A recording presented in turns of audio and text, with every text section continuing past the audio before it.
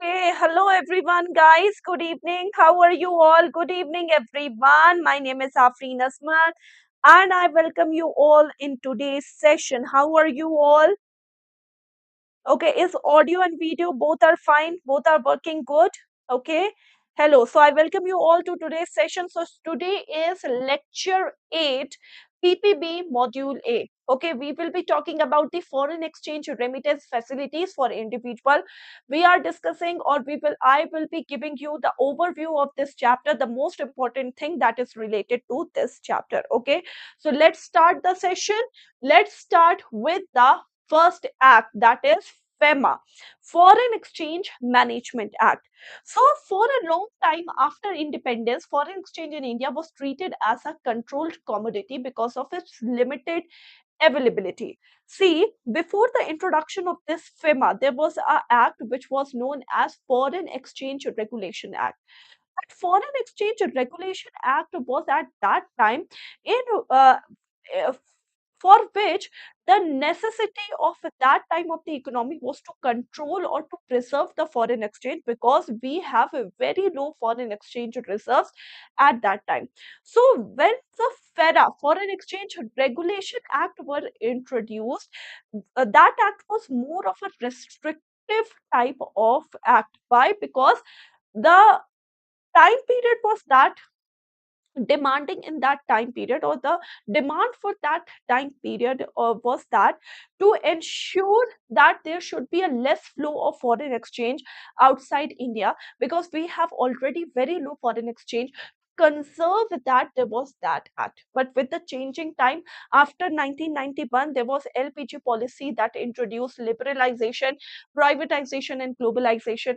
So after LPG policy, there is a need for such act which actually enhance the foreign exchange reserve in India. We will be wanting such act which actually enhance the foreign exchange reserve, which actually remove any type of restrictions in the foreign exchange reserve.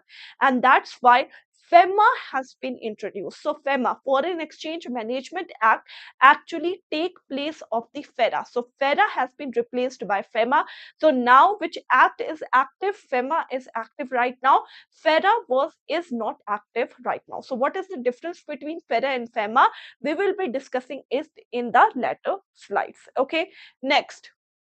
Exchange control were introduced by the Defense of India. Next, at that time, when we talk about the foreign exchange, now it has been managed by Reserve Bank of India.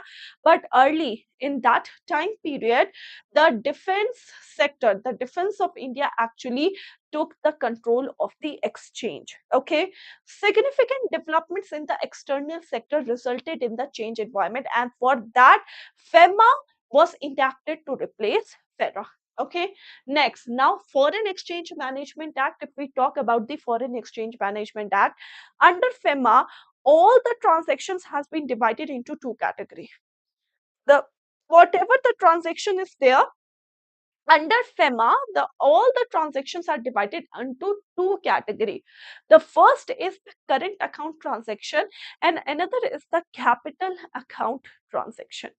So what is current and capital account transaction?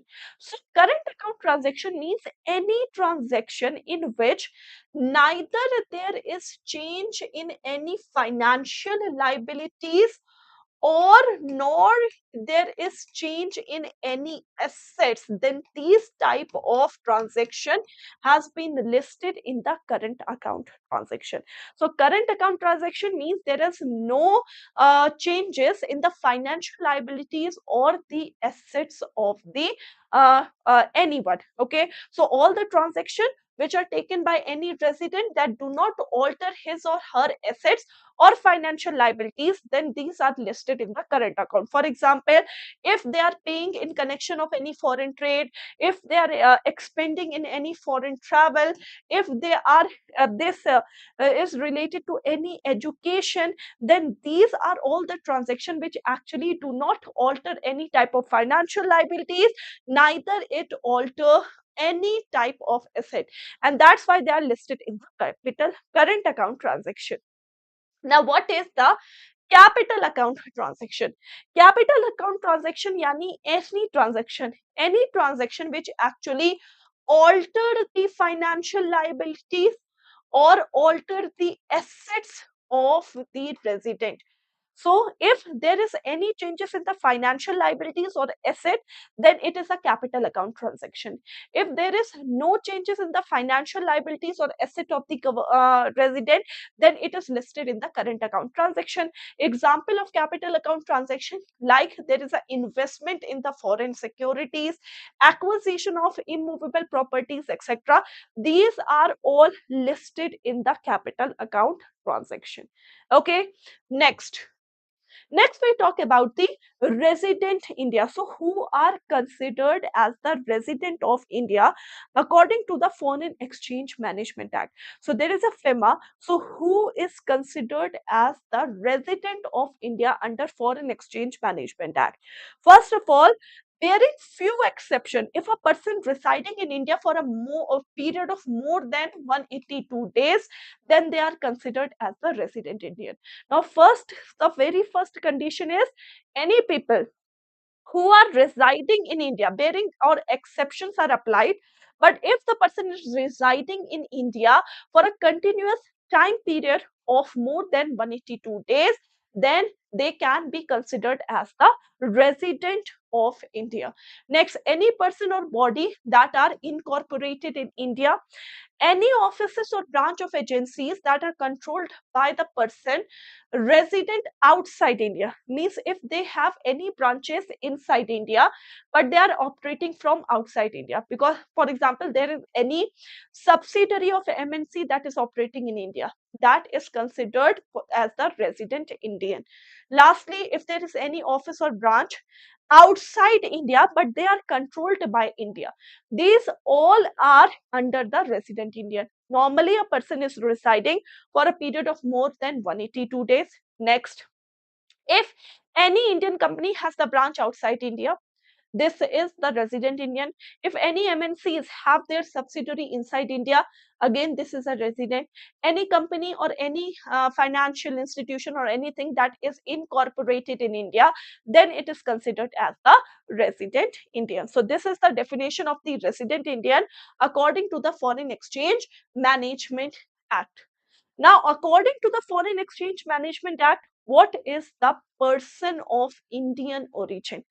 Now, according to the management or according to the Foreign Exchange Management Act, what is the person of Indian origin? Okay, so a person residing outside India who is a citizen of any other countries other than Bangladesh or Pakistan may be specified by the central condition government satisfying the following conditions. See, if there is any person, they are living outside India who is a citizen of any other country except for Bangladesh or Pakistan, then they are considered to be a person of Indian origin if they satisfy these conditions. Now, what are these conditions? First of all, who are the citizen of India by the virtue of Constitution of India, means who have the citizenship of India or who are considered as the citizen of India by the Constitution, and that too before 1957, means according to the Act, Citizenship Act 1955.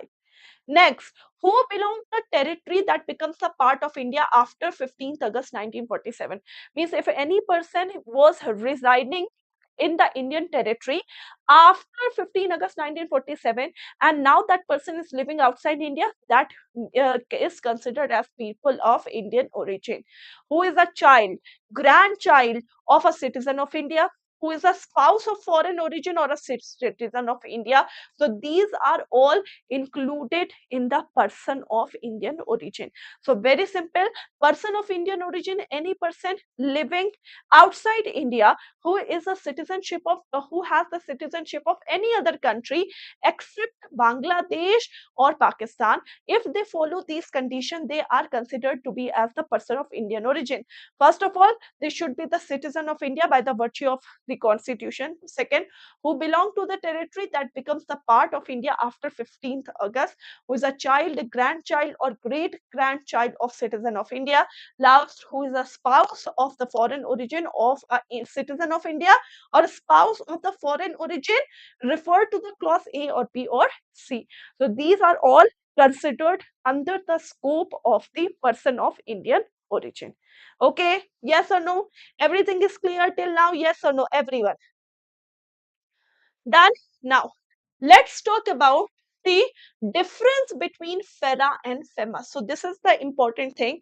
So what is the difference between the earlier act and the present act? FERA and FEMA. So FERA was earlier.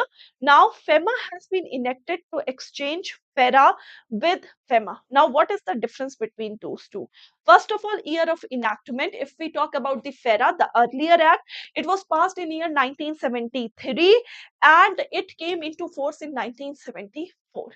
Next, if we talk about the FEMA, it was passed in year 1999 and it came into force in year 2000. Number of section under FERA, 81 sections were there. Under FEMA, 49 sections were there.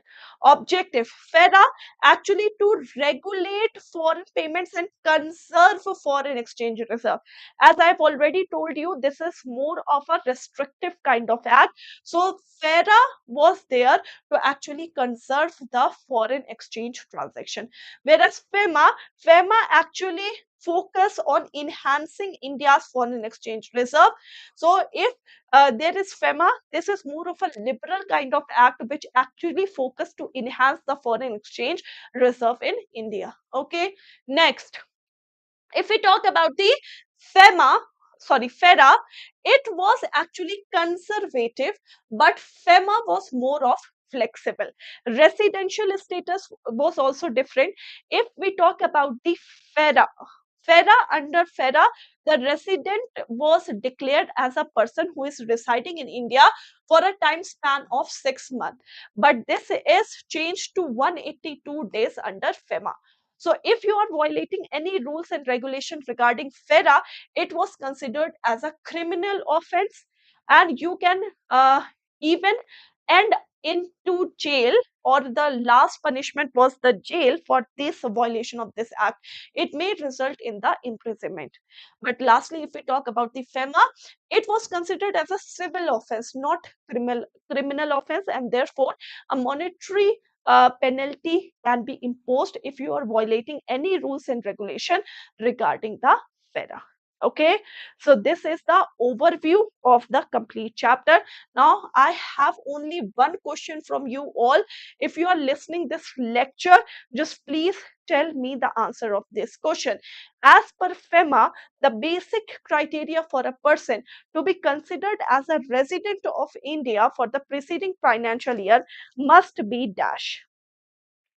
So this is the only one question which I am asking from you all.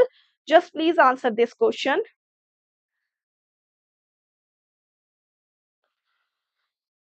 As per the FEMA, the basic criteria to be considered as the person who is considered as the resident of India should stay for a minimum of how many days in a year, in a preceding financial year, for declaring them to be a resident of India. So the correct answer is actually 182 days. I have already told you 182 days is the correct answer. Okay, done. This is the complete chapter. See, if you want to download the PDF of this chapter, how to download the PDF of this chapter? So you just have to download the Oliveboard app. Open the Oliveboard app. There is a course section in the bottom. If you click in this course section, this is this. Now you have the YouTube class section here where all the PDF will be provided to you on in free of cost. Okay, so this is the complete thing. Very easy. I have just given you the overview of FERA and FEMA in today's lecture. Okay, not the complete lecture. So thank you so much for joining this session. If you haven't subscribed this channel yet, guys, please subscribe the channel and press the bell notification icon. Everyone, just please subscribe the channel and press the bell notification icon. Thank you so much. Till then, take care, everyone. Thank you so much for joining this session. Take care. Bye. Take care. Have a very good night.